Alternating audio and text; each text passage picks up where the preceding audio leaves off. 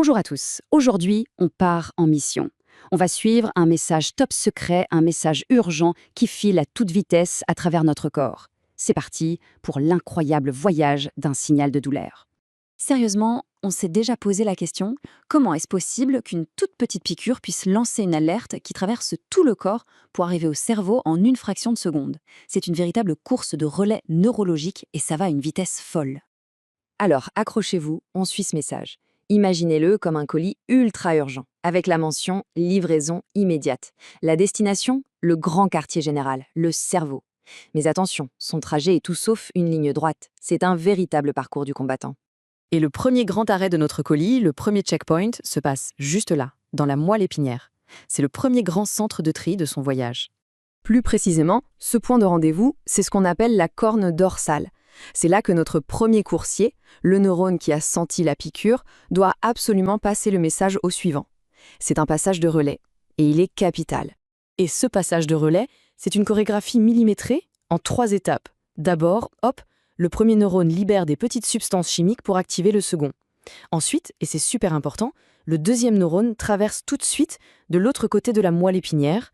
Et enfin, c'est le début de la grande ascension vers le cerveau par une sorte d'autoroute neuronale. Et oui, c'est ça le détail le plus fou. Le message change de camp. Ça veut dire qu'un signal qui part de la main droite va en fait monter le long du côté gauche du corps. Du coup, tout ce qu'on ressent à droite est analysé par la partie gauche de notre cerveau et vice-versa. C'est un des principes de base de notre système nerveux, c'est incroyable, non? Ok, notre colis a bien grimpé. Il a remonté toute l'autoroute de la moelle épinière. Et maintenant, il arrive à sa deuxième grande destination, une zone ultra importante du cerveau. Bienvenue au thalamus. C'est un peu la grande gare de triage du cerveau. Imaginez un contrôleur aérien hyper efficace qui reçoit des milliers d'infos à la seconde et qui doit décider « Ok, ça, c'est pas urgent, ça non plus.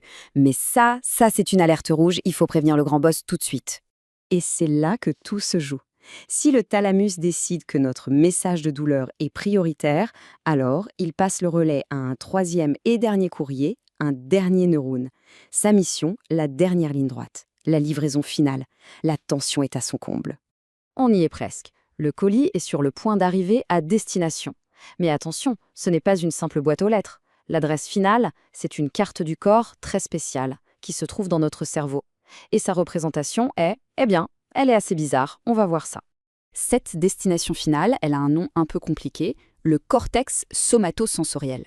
C'est une petite bande à la surface du cerveau, mais son job est énorme. Elle est entièrement dédiée à répondre à 2 questions. Où est-ce que ça touche et comment ça touche? Bon, mais alors, à quoi elle ressemble, cette carte du corps dans notre cerveau? Est-ce que c'est une sorte de mini-nous bien proportionné? Eh bien, pas du tout. Et c'est là que les choses deviennent vraiment, vraiment intéressantes. Et le voici, le fameux petit homme dans la tête.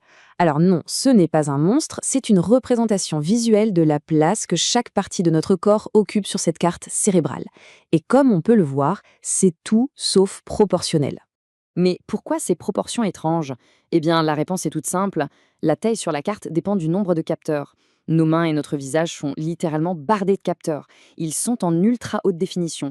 Du coup, ils prennent une place immense. Le dos? Beaucoup moins de capteurs, donc une place minuscule. Et voilà, on a la réponse à notre question du début. C'est exactement pour ça qu'une minuscule coupure avec une feuille de papier sur le doigt peut faire aussi mal. Parce que ça active une zone immense, une véritable métropole sur la carte de notre cerveau. L'alarme est super forte et super précise. Mais attendez, ce n'est pas fini.